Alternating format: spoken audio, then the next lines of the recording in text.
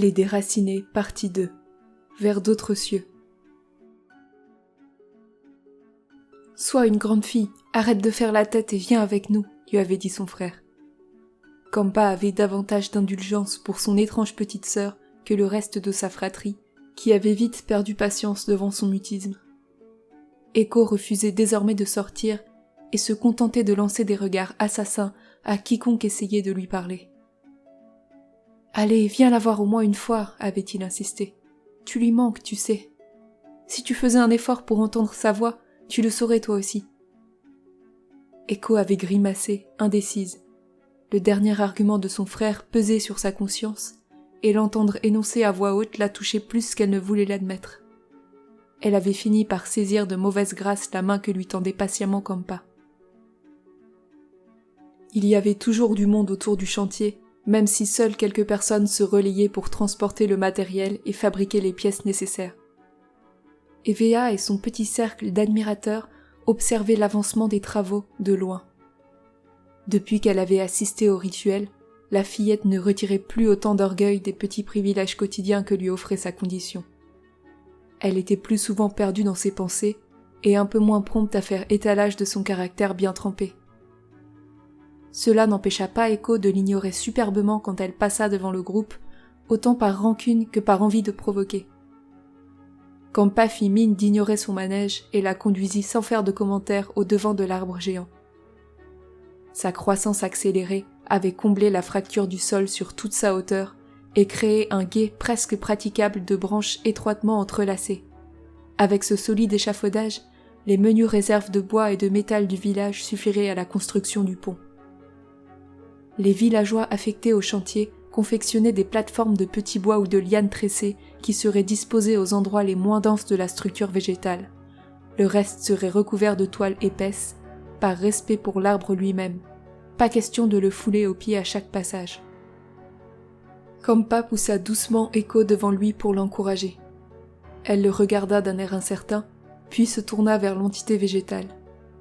Son visage se ferma sous l'effet de la concentration et ses traits se crispèrent.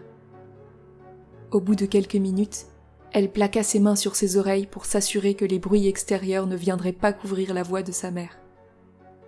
Mais à défaut de voix, elle n'entendit que le son assourdi de son propre organisme. Aucune présence ne vint la visiter et son esprit demeura désespérément vide. Ses bras retombèrent le long de son corps, entraînant ses épaules dans le même mouvement d'abattement. « J'y arrive pas !»« C'est qu'une question d'habitude, ne te décourage pas. » Ekko se retourna brusquement, les joues rosies d'indignation. « Tu sais bien que non, pourquoi tu fais semblant d'y croire ?» Avant que Kampa ait pu faire le moindre geste, elle fit demi-tour et s'éloigna du chantier à grandes enjambées. « Et toi, là-bas !» cria-t-elle à l'adresse d'Evea. « Arrête de me regarder avec cette tête de débile !» Celle-ci ne vit pas le doigt tendu que brandissait Ekko dans sa direction, mais elle porta la main à son visage et se détourna légèrement, comme sous l'effet de la honte. Pourtant, au ricanement discret du reste du groupe, il devint évident que le sujet d'embarras n'était autre qu'Ekko. Ekko et son aveuglement au monde végétal, aussi lourd à porter que la plus handicapante des mutations. Elle rentra au foyer familial en serrant les poings de rage, sans se retourner une seule fois vers l'arbre dans la faille. Un autre genre de faille s'était ouvert dans l'esprit des villageois. Une faille cette fois-ci impossible à combler. Ekko avait gravement manqué aux règles tacites qui régissaient la vie de tous, en persistant dans une attitude frôlant l'indécence. Elle n'était pas venue à l'inauguration du pont et n'avait dit aucune prière à l'intention de sa mère. Plus tard, son père était parvenu à la convaincre de venir déposer une offrande auprès de celle de sa famille, mais la manœuvre n'avait conduit qu'à scandaliser davantage les villageois. Ekko s'était approché de l'entrée du pont, avait contemplé la débauche de nourriture déposée devant. La plupart des fruits commençaient déjà à pourrir et certaines fleurs pendaient, rabougries. Elle s'était figée quelques instants avec sa brassée de baies rouges coincée sous le bras. Puis, alors que tous les spectateurs présents guettaient le moment de la touchante réconciliation, son visage s'était crispé dans une grimace de dégoût et elle avait projeté la multitude de petits fruits sur le parterre d'offrandes, tachant et renversant une bonne partie de la composition soigneusement agencée. Le résultat, résolument triste, ressemblait fortement au contenu du dépotoir où l'on versait les restes de nourriture dans le but d'en tirer de l'engrais. À présent, on évitait la fillette. Certains enfants, voire même quelques adolescents, sentirent vite que les dernières limites les empêchant de faire d'elle leur souffre-douleur avaient disparu. Ils se mirent à décharger sur elle leur incompréhension et leur peur, transformant son dédain à leur égard en véritable mépris. Comme plus personne n'avait assez d'influence sur Echo pour la remettre dans ce qui était considéré comme le droit chemin, elle continua de plonger dans l'estime de ses semblables. Son père et son frère aîné se partagèrent un temps les tentatives pour la tirer de cette mauvaise passe, mais il fallait également s'occuper de la vie du reste de la famille, et la froideur qu'Echo leur manifestait fit cesser leurs efforts avant qu'elle n'ose faire un premier pas vers eux. Elle passait désormais ses journées hors du village, décidée à apprivoiser sa solitude quoi qu'il lui en coûte. Même la perspective de rester de longues heures en forêt ne parvenait plus à l'effrayer. Bien entendu, elle évitait soigneusement le secteur de la faille, et par extension, l'accès au lac autour duquel les enfants venaient s'amuser. Cela résolvait 2 problèmes d'un coup. Ses pas la conduisaient souvent à la clairière où les vaisseaux faisaient escale. Tous les 3 ou 4 mois, elle guettait le moment où l'un d'eux se poserait. Son manège était connu de la plupart des villageois, mais plus personne ne venait la chercher pour la ramener chez elle. Même son père, malgré toute sa sollicitude, avait bien trop à faire pour s'en charger. Plus tard, alors qu'elle était presque devenue une jeune fille, elle se risqua à l'orée des premières dunes du désert. C'était une pure bêtise aux yeux des forestiers, mais elle ne s'en souciait plus depuis longtemps. Elle pouvait ainsi suivre le vol des vaisseaux jusqu'à ce qu'ils disparaissent à l'horizon. Dans son imagination, leur silhouette massive ne se contentait pas de rejoindre la prochaine étendue de forêt. Il y avait autre chose au-delà, peut-être leur port d'attache. Les adultes avaient vaguement évoqué ce sujet devant elle longtemps auparavant. Elle avait brodé à partir de ces bribes d'histoire et s'était mise à rêver de contrées désertiques, florissant loin du virus grâce aux cales chargées de vivres des vaisseaux. Peut-être était-ce dans ces endroits que débarquaient les pilotes, ces gens qu'on ne voyait jamais et qui devaient bien diriger ces machines géantes d'une manière ou d'une autre. Quand elle n'allait pas jusqu'à la lisière de la forêt, Echo s'enfonçait dans ses profondeurs. Ses vagabondages très loin du village lui avaient fait découvrir tout un secteur qu'elle surnommait les ruines. Là, sur plusieurs hectares, émergeaient d'entre les racines les vestiges éboulés de constructions en pierre. C'était déjà chose intrigante pour quelqu'un qui ne connaissait que les maisons de terre et les palissades en bois. Mais une autre trouvaille avait rendu la découverte d'autant plus intéressante. Par endroits, une matière sombre et visqueuse, animée de reflets violacés, filtrait à la surface du sol. Echo repéra bientôt des parcelles de terre plus poreuses que d'autres, où des fragments agglomérés de cette matière formaient des flaques luisantes. Ces dernières se firent plus nombreuses et plus grandes au fur et à mesure que la jeune fille s'approchait du centre du site, et pour finir, laissèrent place à un cratère dissimulé par les végétaux qui le bordaient. Son fond abritait un lac entier dont la surface miroitait de reflets bleus et mauves. Echo hésita longtemps avant de s'en approcher, par peur de tomber dans les profondeurs insondables de cette étendue résolument opaque. Mais une fois qu'elle eut apprivoisé l'étrangeté de la matière sombre, elle consacra l'essentiel de ses journées à l'observer, penchée sur un remblai, et ses errances se transformèrent progressivement en véritables recherches. La matière se contractait et se dilatait au moindre contact, donnant naissance à des ondes au tracé aléatoire. On pouvait en prélever des morceaux comme s'il s'était agi d'une pâte élastique, à la différence près qu'elle ne reprenait pas toujours sa forme initiale. Parfois, des silhouettes directement issues des pensées d'Echo émergeaient de la masse informe au creux de ses mains. Le phénomène l'absorbait des heures durant, au terme desquelles elle ressortait épuisée. Mais la fatigue n'émoussait en rien sa curiosité, et bientôt ce qui n'était qu'une idée en l'air devint une certitude.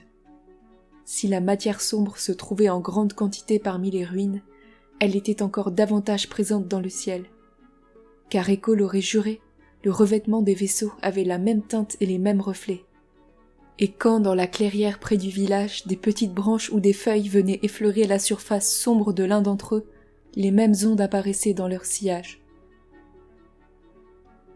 Echo n'eut pas le temps de développer davantage ses investigations.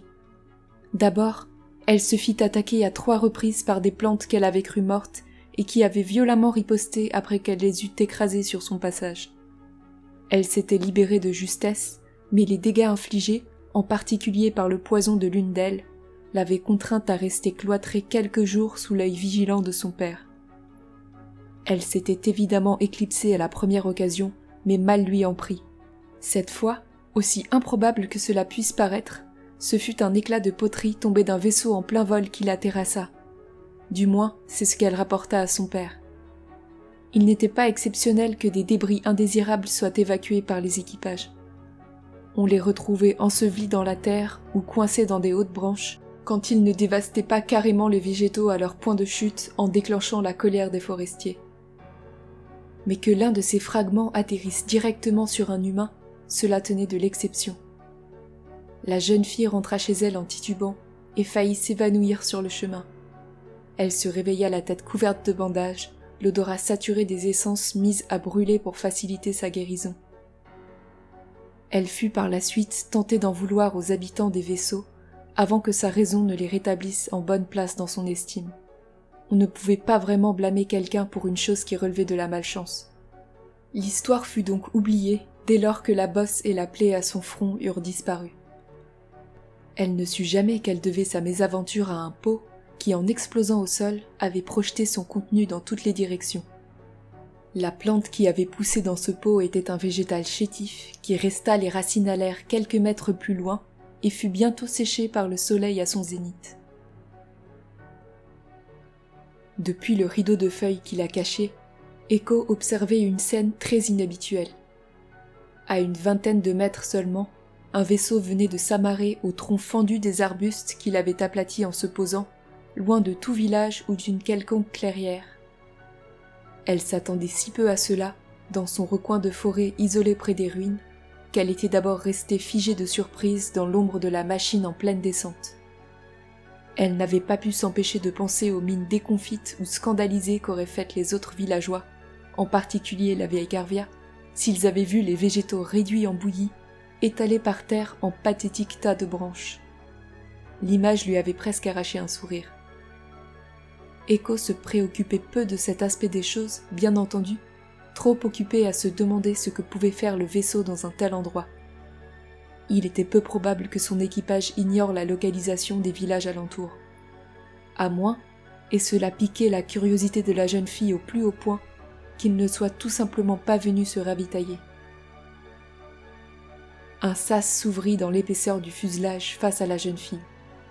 En sortirent 4 personnes, vêtues de pied en cap de casques, gants et combinaisons anti-contagion.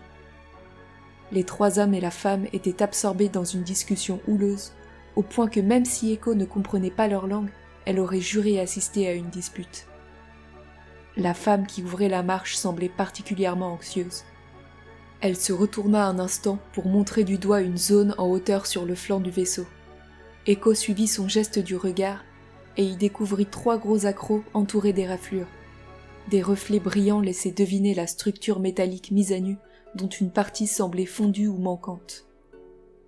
En plissant les yeux, Echo vit de fins lambeaux de revêtements flotter autour des accros, semblables à des morceaux de peau qu'on aurait mis en suspension dans de l'eau. La comparaison avait beau sembler farfelue, c'était exactement l'impression que donnait le phénomène. La matière sombre ondulait malgré l'absence de vent, animée d'un mouvement propre qui la faisait paraître vivante. Le groupe de 4 s'avança dans la forêt. Craignant qu'il ne remarque sa présence, Echo s'écarta autant qu'elle le put de leur chemin en se faufilant de tronc en tronc, se rapprochant par la même occasion du vaisseau plus qu'elle ne l'aurait souhaité. Sur un ordre sec de la femme, le groupe s'arrêta net à un endroit que rien de particulier ne distinguait. L'un des hommes sortit du sac qu'il portait à l'épaule un petit objet qui, une fois déplié, prit la forme d'un long et fin tuyau rigide. Il entreprit de sonder le sol avec.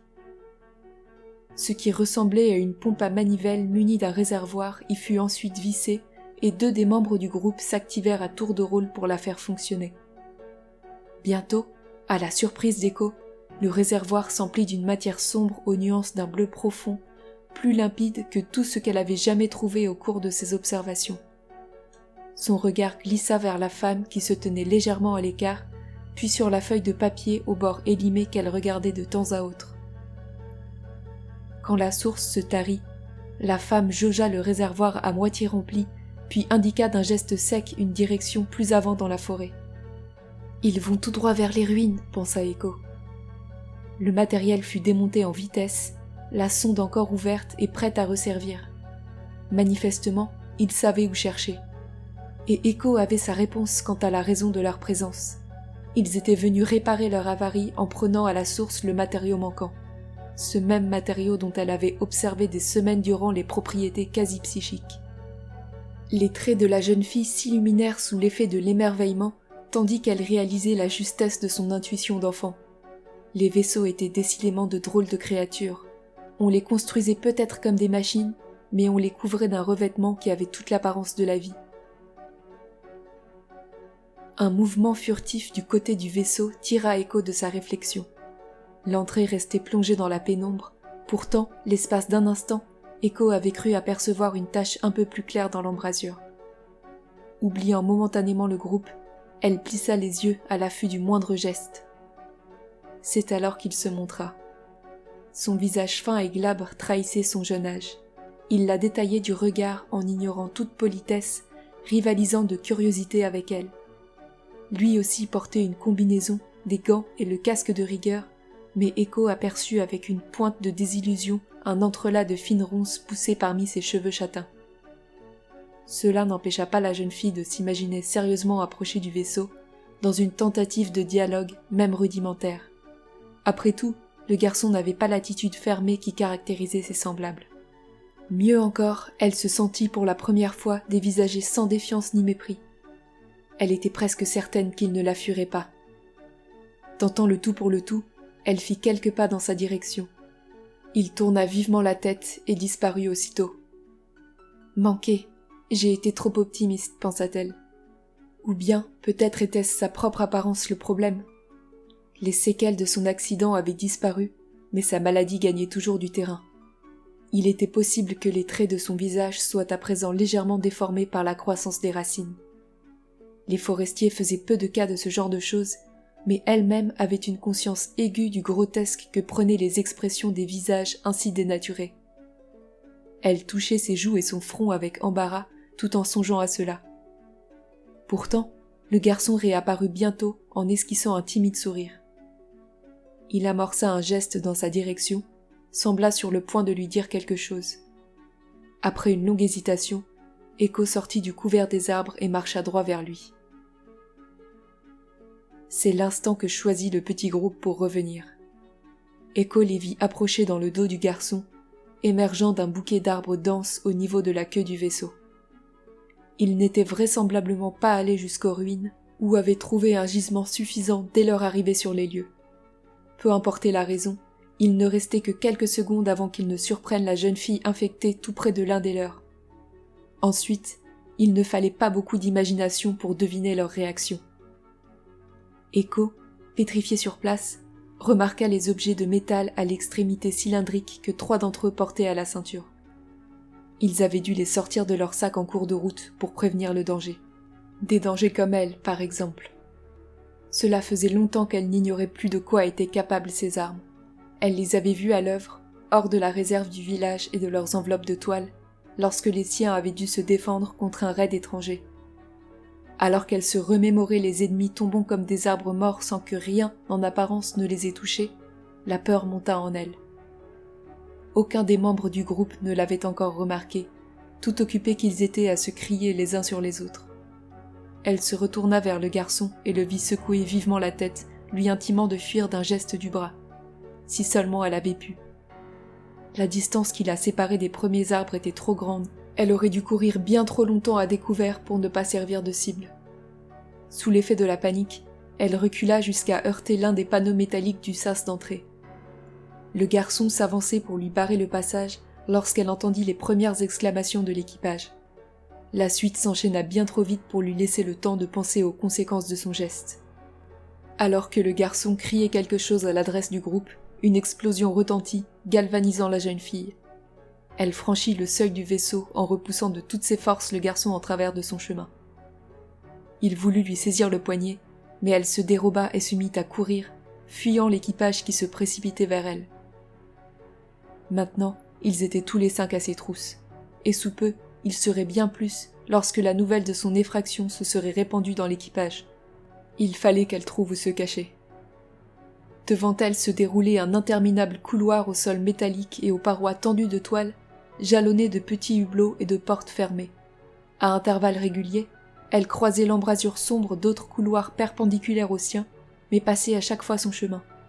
S'y aventurer aurait signifié s'enfoncer au cœur du vaisseau et augmenter les risques de rencontrer le reste de l'équipage, ce qui lui glaçait le sang rien que d'y penser. La panique qu'elle venait de provoquer était bien suffisante. Des portes s'entr'ouvraient sur son passage pour se refermer aussitôt, lui laissant parfois entreapercevoir des visages effrayés. Pas la peine de chercher refuge de ce côté-là non plus. Alors qu'elle commençait à désespérer, la solution surgit enfin au détour d'un couloir. Jusque-là cachée par la courbure du flanc du vaisseau, une brèche apparut dans le revêtement de toile du mur intérieur. Ses contours déchirés et noircis dévoilaient la même matière sombre que celle qui couvrait l'extérieur du vaisseau.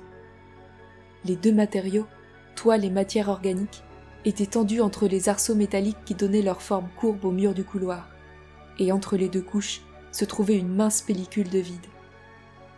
Réfléchissant à toute vitesse, Echo se dit qu'elle ne passerait jamais inaperçue si elle s'y glissait. On verrait sa silhouette déformant la toile. Mais pour peu que l'épaisseur du revêtement soit suffisante, elle pourrait peut-être s'y enfoncer. L'idée paraissait complètement folle, mais c'était sa seule issue. Elle se précipita vers la déchirure, priant pour que la matière sombre du vaisseau soit aussi malléable que ce à quoi elle s'attendait. Par bonheur, ce fut le cas. Se décalant autant que possible derrière un pan de toile intact, elle dut adopter une posture digne d'un bas-relief. Elle s'aplatit tant et si bien contre la paroi que seul le bout de son nez dépassait pour venir toucher la toile. Parfait. Le contact de la matière sombre sur son corps, en revanche, la révulsa presque immédiatement. Elle avait l'impression de s'être glissée dans une combinaison de chair palpitante, aux pulsations suivant un rythme propre et sans cesse changeant, telle l'infime parcelle d'un gigantesque organisme. Echo frissonna de dégoût, résistant à l'envie de jaillir de sa cachette. Ses poursuivants arrivaient. Elle tendit l'oreille au bruit de course et au son étouffé des voix, imaginant ce qui se disait d'elle, rien de très glorieux certainement. Le fait de discerner une dizaine de personnes dans l'ensemble des bruits feutrés n'était pas pour la réconforter. Mais ces bruits finirent par s'estomper, lui accordant un instant de relâchement. C'est alors qu'elle remarqua le phénomène qui affectait sa peau. Là où celle-ci était en contact avec la matière sombre, sur ses bras et ses jambes nues, une adhérence anormale l'empêchait de bouger comme elle l'aurait dû. De fines excroissances semblables à un réseau veineux poussaient sur son épiderme encore à l'air libre, tendant à l'envelopper complètement. Echo était sur le point de céder à sa répulsion, pourtant elle devait à tout prix éviter de se débattre. L'agitation grandissait autour d'elle au fur et à mesure que la rumeur de son intrusion progressait. Malgré tout, une fois calmée, elle se surprit à dériver aux limites de la somnolence. Sans même la force de se demander comment une telle chose était possible, elle écouta paisiblement les bruits alentour se perdre à l'arrière-plan de sa conscience. Même les éclats de voix ne l'atteignaient plus. Elle basculait tout doucement vers le sommeil. Tant mieux, songea-t-elle mollement, je passerai encore plus inaperçue. Puis les visions commencèrent. Une puissante mélancolie se diffusait autour d'Echo sous la forme d'un épais brouillard. Une silhouette en émergea bientôt, dos à elle, sombre sur un fond lumineux de contre-jour. L'instant d'après, elle lui fit face. Il s'agissait d'un homme entre 2 âges, les traits tirés, assis sur un siège aux contours à peine esquissés. Derrière ses yeux fermés, Echo le devinait plongé dans une profonde méditation. Le changement d'angle de vue s'était fait sans transition, gommant la perception qu'avait la jeune fille de son propre corps comme cela se produit parfois dans les rêves. Elle contempla le réseau structuré d'excroissance qui maintenait l'homme figé sur son siège et remplissait l'espace, formant autour de sa personne une toile dont les extrémités se perdaient dans le brouillard. À bien y regarder, l'homme semblait avoir en partie fusionné avec la matière organique. Celle-ci recouvrait totalement ses jambes et une partie de son buste, laissant seuls visibles quelques lambeaux d'habits sur sa peau diaphane, ultime preuve attestant qu'il ait un jour vécu hors de cet endroit. Une conviction s'imposa peu à peu dans l'esprit d'Echo. Elle se trouvait face à une carcasse presque vide, pratiquement dénuée d'émotion. Tout ce qui avait fait son humanité s'était vu remplacé par une neutralité presque sans faille, ne laissant de lui que son aptitude à prendre des décisions dénuées d'affect. Le reste avait disparu à force d'être réprimé. Quant à l'immense épuisement qui émanait du corps blême, c'était l'œuvre de nombreuses années de lutte et de servitude réciproque. « C'est à ce prix qu'on pilote un vaisseau », pensa-t-elle dans un éclair de lucidité qui ne venait pas d'elle. S'il laisse apparaître la moindre émotion, s'il perd le contrôle du vaisseau ne serait-ce que quelques secondes, il est mort. La lourde chape de brouillard se tenait prête à fondre sur le pilote pour se repaître de ses restes, tandis qu'il dévouait ses dernières forces à contraindre le vaisseau à l'obéissance. Un instant, Echo faillit comprendre quelle était la véritable nature du brouillard mélancolique qui les enveloppait.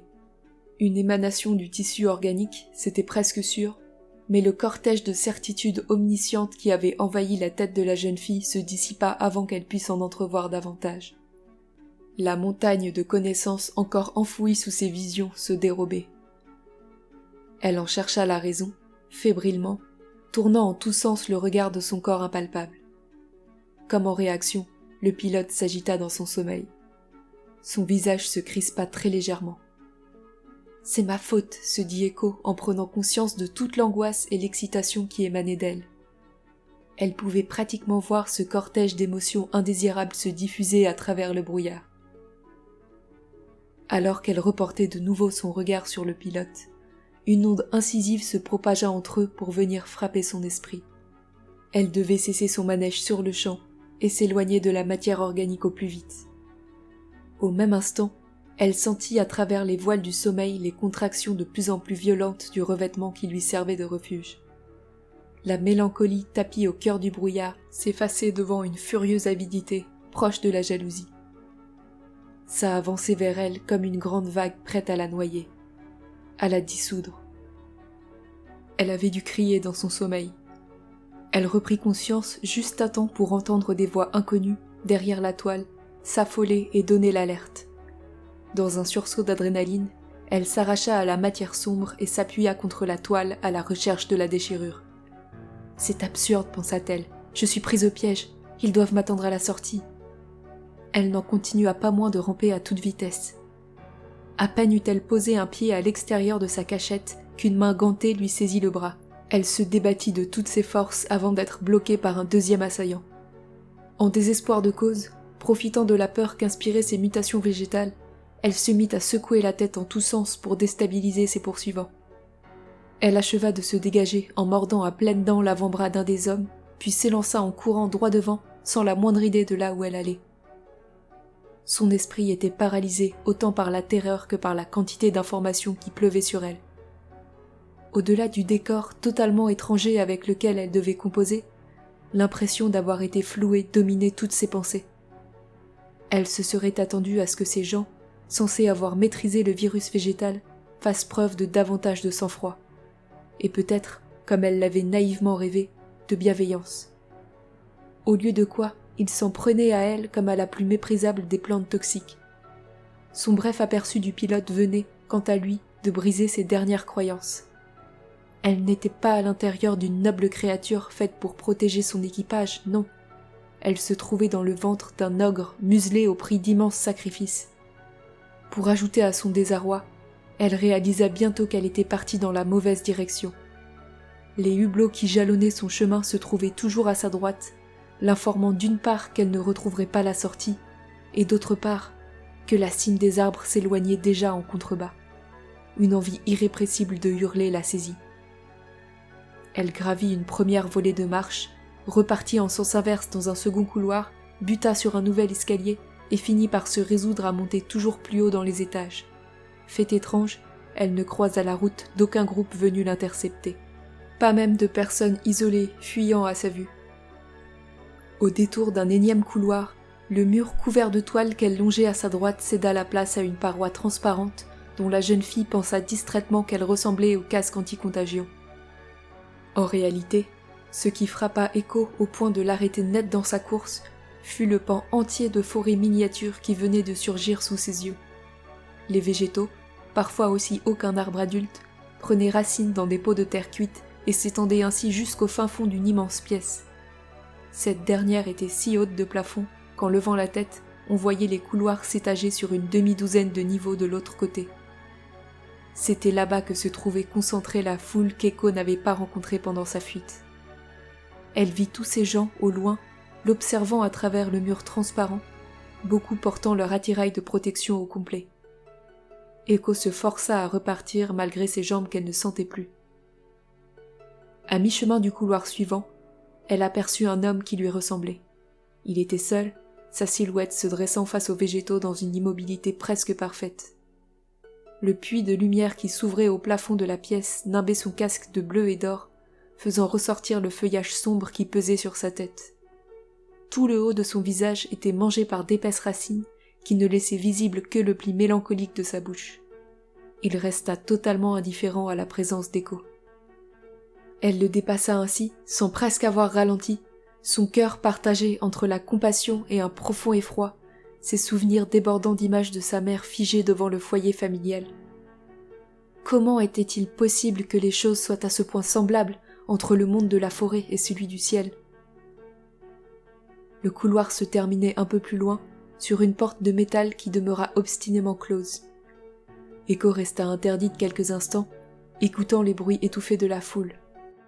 Ils avaient donc décidé qu'elle était dangereuse au point de mettre entre eux toute la largeur du vaisseau, ou au moins toute une salle des leurs ayant déjà succombé au virus. Les larmes montèrent aux yeux de la jeune fille. Maintenant qu'elle était acculée, elle n'avait plus qu'à songer à sa capture prochaine. Un bruit tout proche la fit violemment sursauter. La porte s'entr'ouvrit sur un visage fin aux yeux verts, surmonté d'une tignasse châtain dont s'échappaient des écheveaux de ronces et quelques longues épines. Il la jaugea un instant à travers l'épaisseur de son casque couvert de buée, puis il lui prit le bras d'une main amicale, bien que gantée, et l'attira de l'autre côté. Le jeune Eric avait suivi ses pairs à l'intérieur du vaisseau sans se poser de questions. Mais plus l'intruse s'enfonçait dans la coursive, plus les chances d'arranger la situation sans encombre diminuaient.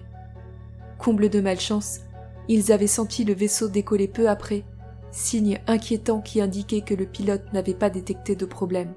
« Il faut lui dire de réatterrir, on n'a pas le choix !» avait crié l'un des hommes en tête. « Combien de fois il faudra te répéter que c'est dangereux ?» s'était énervée sa coéquipière en retour. « Mais on vient de le faire, pourquoi pas une deuxième ?»« Justement, idiot !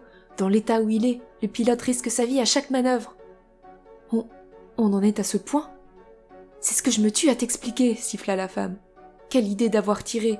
Si on t'a donné une arme, c'est pour te défendre, pas pour tout foirer. » « Au pire, » avait dit l'homme aux côtés d'Eric en grimaçant, « il y a toujours la procédure. » L'adolescent avait frémi à cette évocation.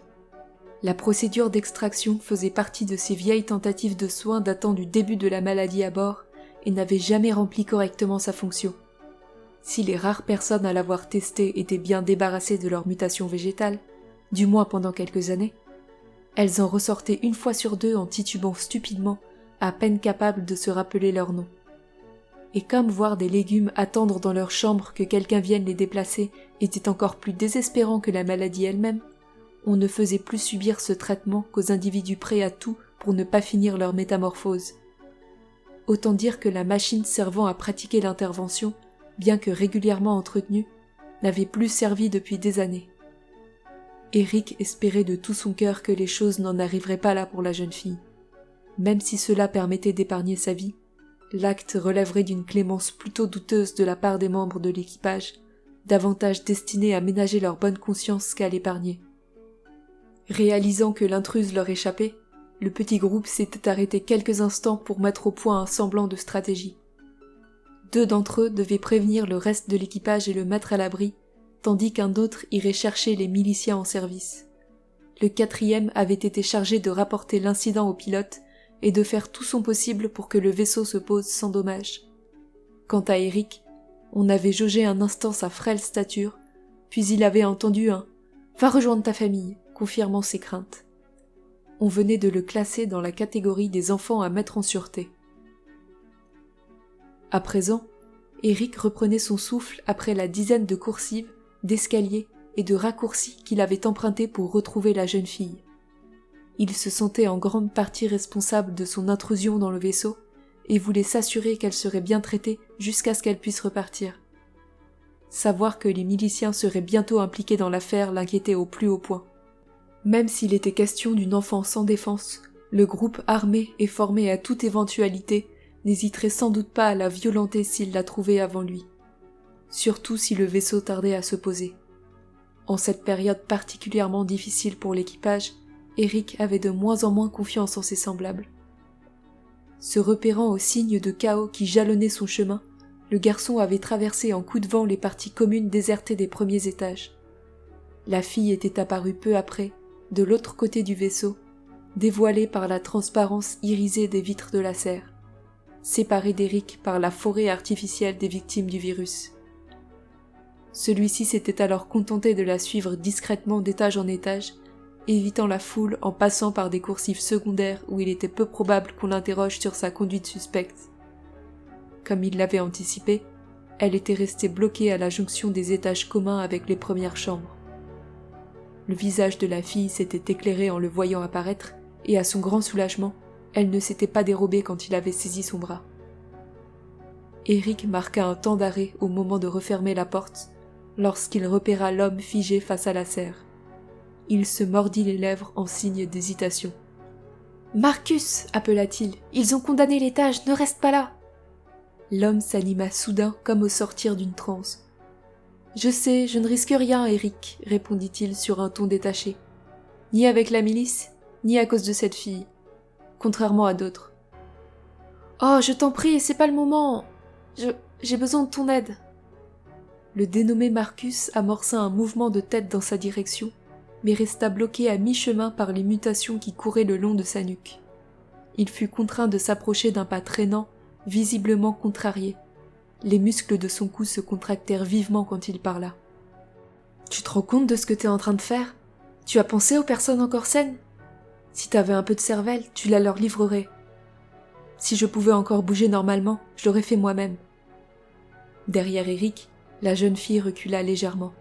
Au même instant, les éclats de voix des miliciens retentirent, dangereusement proches. « Leur livrer ?» Eric croisa le regard de sa protégée. « Mais regarde-la, dit-il en se tournant vers son frère, elle est comme nous. Je ne veux pas qu'il lui fasse du mal. »« Pauvre petit frère, soupira Marcus d'un ton froid, toi et ta naïveté. Nous, on a été contaminés. Bientôt, les autres devront décider si nos restes végétaux sont assez utiles pour mériter qu'on les cultive. Les gens comme elle naissent malades depuis des générations et s'en vantent. Ils ont choisi le virus. La différence est claire, non ? » Une haine féroce suintait de ces derniers mots.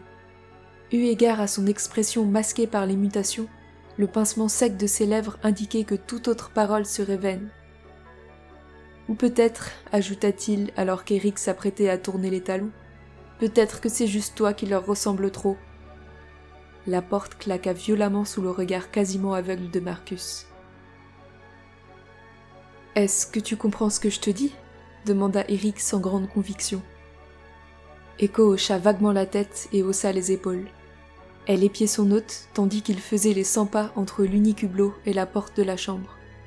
La petite pièce comportait une alcôve pour le lit étroit sur lequel elle était assise et quelques rangements spartiates aménagés dans l'épaisseur du mur d'en face. Des piles de vieux livres et des feuilles volantes s'accumulaient dans tous les recoins, noyant sous leur masse la tablette servant de bureau. La chose était à peine concevable pour Echo, qui considérait ces deux denrées comme très rares.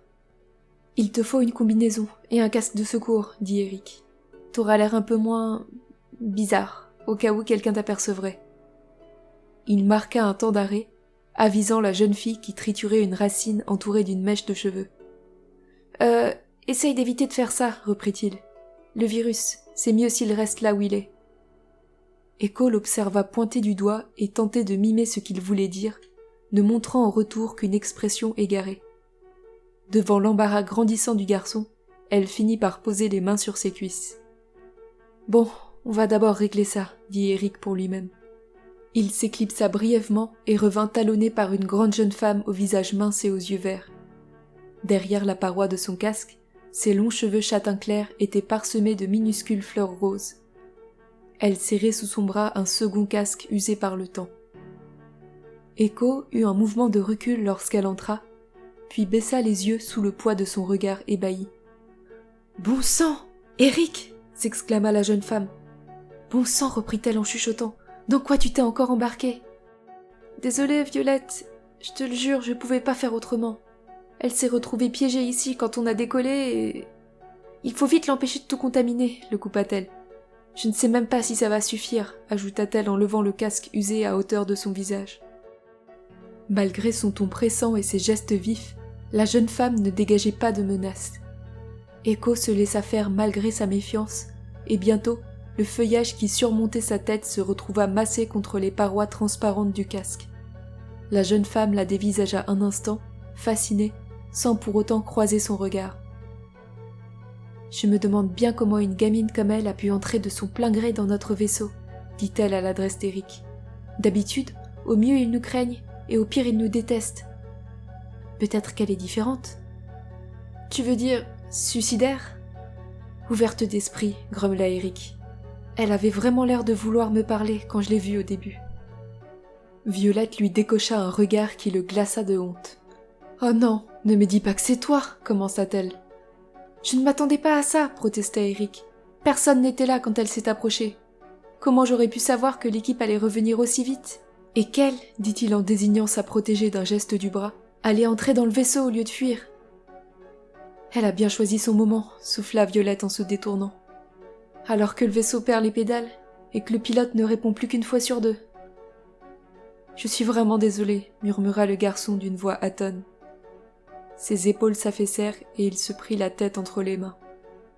« Eric, » reprit sa sœur à contre-cœur, « je t'ai toujours soutenu, même quand ta curiosité dépassait les limites. Je sais bien que si tu t'intéresses autant aux forestiers, c'est parce qu'ils résistent mieux que nous au virus et que tu t'imagines trouver un remède. Mais là, ça devient compliqué. Tu n'y as jamais vraiment cru, hein ? » Le frère et la sœur se tenaient immobiles de part et d'autre de l'étrangère, sans qu'aucun d'eux n'ose affronter le regard de l'autre. « Je ne doute pas de toi, » finit par dire Violette, « c'est juste que... il y a des choses qu'il faut accepter à la fin. Tu n'as pas à te sentir coupable à cause de nous, je te l'ai déjà dit. Toutes ces recherches et ces tentatives, tous les risques que tu prends, je crois que tu en as déjà assez fait. » Elle avança la main pour lui ébouriffer les cheveux, mais le réflexe affectueux fut transformé par la barrière du casque en un léger tapotement sur le sommet de ce dernier. « Ça ne suffit pas, » murmura Eric. « Ça ne suffira jamais. » Puis après un silence, d'une voix plus forte. « Je vais réparer mon erreur. Je la cacherai jusqu'à la prochaine escale et ça sera réglé. Personne n'aura à subir de conséquences, promis. » « Il y a déjà des conséquences. À commencer par elle, » répondit Violette en désignant la jeune fille assise entre eux. « On l'emmène loin de sa forêt. » Echo se recroquevilla un peu plus sous le regard du frère et de la sœur. La culpabilité et l'embarras qu'elle lisait dans leurs yeux lui donnèrent envie de disparaître. « Non, j'ai rien remarqué de spécial, » affirma Marcus au groupe armé qui se tenait devant lui. « Tout ça, » dit-il en désignant ses mutations, « ça a tendance à isoler. Je vois aussi mal que j'entends. » « On m'a rapporté que votre frère était là-bas, près du danger, comme d'habitude, » fit remarquer l'un des miliciens. « Il était censé se mettre en sécurité. Il n'est pas venu vous prévenir ?»« Mon frère ?» fit Marcus avec un demi-sourire. « Pas vu depuis hier. Je venais juste de sortir de ma chambre, et puis quelqu'un a verrouillé derrière moi, » se justifia-t-il en désignant mollement la porte métallique. « Alors, je suis resté là. Je crains pas grand-chose de toute façon, ça me dérange pas de rester. » « Vous devez partir, » coupa le milicien d'un ton sec. « Personne n'est en sécurité. Un homme s'est déjà fait mordre tout à l'heure et ça aurait pu être pire. On n'a pas besoin de ce genre de problème. » Marcus s'inclina à contre-cœur. Malgré son ressentiment envers Eric, l'idée de le dénoncer s'était presque instantanément effacée de son esprit. Une telle attitude était nouvelle pour lui. S'il avait toujours été loyal envers sa sœur Violette, son cadet le rebutait depuis des années. Pas qu'il soit désagréable ou stupide, loin de là, mais sa chance insolente celle de naître malgré la transformation totale de leurs parents en végétaux, déjà malades mais plus résistants au virus que la normale, avait creusé dans l'âme de Marcus un gouffre de jalousie et de rancune. Lui et Violette avaient ainsi vu leurs chers parents disparaître en leur laissant la responsabilité de cet encombrant petit frère. Les tourments du jeune homme commençaient tout juste à s'apaiser au fur et à mesure qu'il mûrissait et qu'Eric grandissait. Comment continuer d'en vouloir autant à un garçon sur qui la culpabilité avait déjà laissé ses stigmates et qui s'acharnait envers et contre tout pour guérir ses semblables? Marcus souhaitait que l'intruse disparaisse, bien sûr, qu'elle cesse de répandre ses miasmes partout et d'affaiblir leur vaisseau plus qu'il ne l'était déjà. Mais il n'était pas prêt à sacrifier son frère, aussi buté et naïf soit-il, sur l'autel d'une cause qu'il jugeait vouée à l'échec, à plus ou moins brève échéance.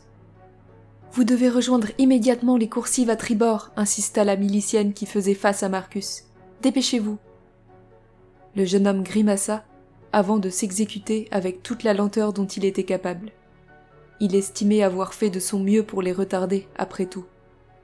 Comme il ne cessait de changer de direction dans une trajectoire plus qu'incertaine, les miliciens haussèrent les épaules et l'un d'eux se dévoua pour l'accompagner. Les 4 autres s'avancèrent vers la porte, la défoncèrent presque, et se mirent en devoir d'examiner chaque chambre. Ils pensaient sans doute que l'indigent qu'ils venaient de croiser, plus proche de sa forme végétale que de sa forme humaine, avait pu ignorer la présence de la gamine alors même qu'elle passait dans son dos. Grand bien leur fasse, pensa Marcus. Pour une fois, leur mépris lui serait utile. Dans la petite chambre d'Eric, l'intruse avait réussi à trouver le mécanisme d'ouverture du hublot et la moitié supérieure de son corps disparaissait à présent à l'extérieur. Le garçon, suspendu de tout son poids à ses jambes, tentait tant bien que mal de la retenir. « Je les entends. Ils sont 1 ou 2 chambres plus loin, » murmura Violette en panique. « Il faut trouver une excuse pour ne pas ouvrir. »« Bon sang, t'avais raison, elle est folle !» souffla Eric de son côté. « Je crois qu'elle essaye de se cacher à l'extérieur. »« Ah !» Il venait de recevoir un coup de pied sur le côté de la tête, après que la jeune fille se fût libérée d'une ruade particulièrement violente. Elle se glissa vivement le long du fuselage du vaisseau, agrippant le revêtement à pleine main au risque de le déchirer.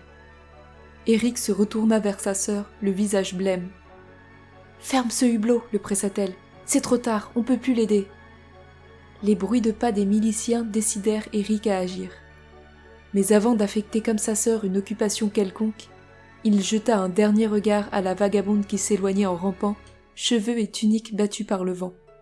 Le revêtement organique se déformait sur son passage, marquant les empreintes de ses mains et de ses genoux par des boursouflures et des grappes d'excroissance grouillantes. Le garçon avait déjà assisté à ce phénomène lorsque le vaisseau était attaqué par des mutations surgies du couvert forestier, mais jamais il n'avait vu la chose prendre une telle ampleur. Violette se leva vivement et déverrouilla la porte dans l'espoir de gommer toute suspicion. À peine s'était-elle rassise que cette dernière s'ouvrit à la volée, dévoilant les 3 hommes et la femme armés, vêtus de leur combinaison de protection intégrale. Le frère et la sœur levèrent le nez de leurs livres et ouvrirent de grands yeux innocents.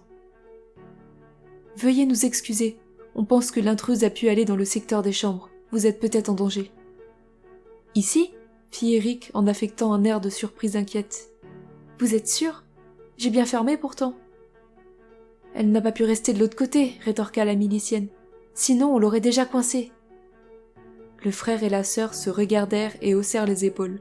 « Bon sang, elle ne s'est pas volatilisée !» trépigna un milicien qui s'était jusque-là tenu en retrait derrière ses collègues. « Tu as fermé la porte et tu n'as rien vu ?» 4 regards lourds de suspicion se tournèrent vers le garçon, qui se renfonça dans son siège en rougissant. « J'étais avec lui !» le coupa Violette. Son regard franc et calme soutenait ceux des miliciens, qui finirent par se détourner. La bonne réputation de la jeune femme venait une fois de plus de sauver la mise d'Eric. « Cette pousse de chien-dent peut être n'importe où maintenant !» grommela le dernier homme à quitter la chambre. Avant de suivre les autres, il se retourna une dernière fois. « Vous, ne bougez pas d'ici. Cette coursive va être condamnée. Et aussi, tâchez de surveiller un peu mieux votre frère désormais, qu'on ne le retrouve plus à errer n'importe où. » Violette émit un bruit à mi-chemin entre l'exclamation et l'étouffement, alors que la porte se fermait sur eux. « Attends » intervint Eric devant l'air catastrophé de sa sœur. « Je vais t'expliquer. »« Mais comment ça? Errer n'importe où? Où est-il ?»« Dans la coursive tout à l'heure » répondit précipitamment le garçon. « Il était planté tout seul près de la porte, et quand je lui ai dit de venir, il m'a envoyé balader, c'est tout. Il a dû rejoindre le reste de l'équipage depuis. »« J'espère que t'as raison » fit Violette d'un air sombre. Elle supportait mal de savoir Marcus livré à lui-même. Sa vulnérabilité n'était plus un secret. Une forme de lâcher-prise l'avait gagnée, comme cela arrivait parfois aux malades à un stade avancé de leur métamorphose, de sorte qu'elle ne le savait en sécurité que quand il était près d'elle ou d'Eric. Elle enrageait de ne pouvoir le rejoindre. Eric la regardait en coin, l'air piteux, hésitant à parler. « Je sais ce que tu penses, » risqua-t-il. « Il y a peut-être une solution. En passant par les mêmes raccourcis que moi, tu éviteras les portes fermées. » Violette tilta. « Montre-moi, dit-elle en se penchant vers son frère. Je ne sais pas si j'en serai capable, mais j'ai pas le choix. » Eric balaya la pièce du regard, saisit avec cérémonie un livre écorné, attrapa un morceau de fusain et commença à dessiner d'un trait léger sur la page de garde. « Bon, il y a des coursives secondaires et des accès abandonnés un peu partout. Tu en connais déjà certains. La difficulté, c'est de passer d'une grande zone à l'autre. Dans ton cas, c'est entre bâbord et tribord. Tu vas traverser par la partie caudale, dit-il en désignant d'un signe de tête le mur de la chambre orienté vers l'arrière du vaisseau. Comme ça, pas de risque que tu rencontres une porte fermée. Et tu éviteras qu'on te surveille de trop près. » « Mais, objecta Violette, il n'y a rien d'autre que l'armature du vaisseau là-bas, et personne n'y a accès. Comment veux-tu que... » Justement, au fond de la coursive, sur la paroi qui ferme le corps du vaisseau, tu verras une ligne qui part du sol jusqu'à la hauteur du genou à peu près. C'est une ancienne réparation. On ne dirait pas comme ça, mais c'est cousu. Ils n'utilisaient pas encore du fil organique à l'époque, seulement de la corde de chanvre. Il faudra que tu découses et que tu refermes après ton passage. À l'intérieur, c'est pas bien compliqué. Tu tournes à angle droit sur ta droite et tu marches sur la poutre principale. Repère-toi au bruit pour savoir quand tu arrives au niveau de la coursive opposée. Cherche la cicatrice dans la paroi et comme à l'entrée, il faudra que tu découses et que tu recouses derrière toi. Rassure-toi, ça débouche dans un placard que personne n'utilise. Et c'est moi qui ai fait le travail de couture à cet endroit, ajouta-t-il en feignant la modestie. Violette hocha la tête lentement, assimilant toutes les informations. Une interrogation persistait dans son regard. « Je vous rejoindrai dès que la fille sera en sécurité, » ajouta Eric, devançant sa question. « Il faut que je la convainque de rentrer et que je lui trouve une cachette qui tienne jusqu'à ce qu'on atterrisse. » La jeune femme s'était levée mais restait figée sur le seuil, indécise. « Je sais que c'est pas la peine de te le rappeler, dit-elle, mais sois raisonnable pour une fois. Pas d'acrobatie à l'extérieur du vaisseau, d'accord ?» Eric partit d'un éclat de rire. « Tu m'as bien regardé ?» dit-il en écartant ses bras minces le long de son corps. « Si je fais ça, je décolle au premier coup de vent. Non, ne t'occupe pas de moi, tout ira bien. »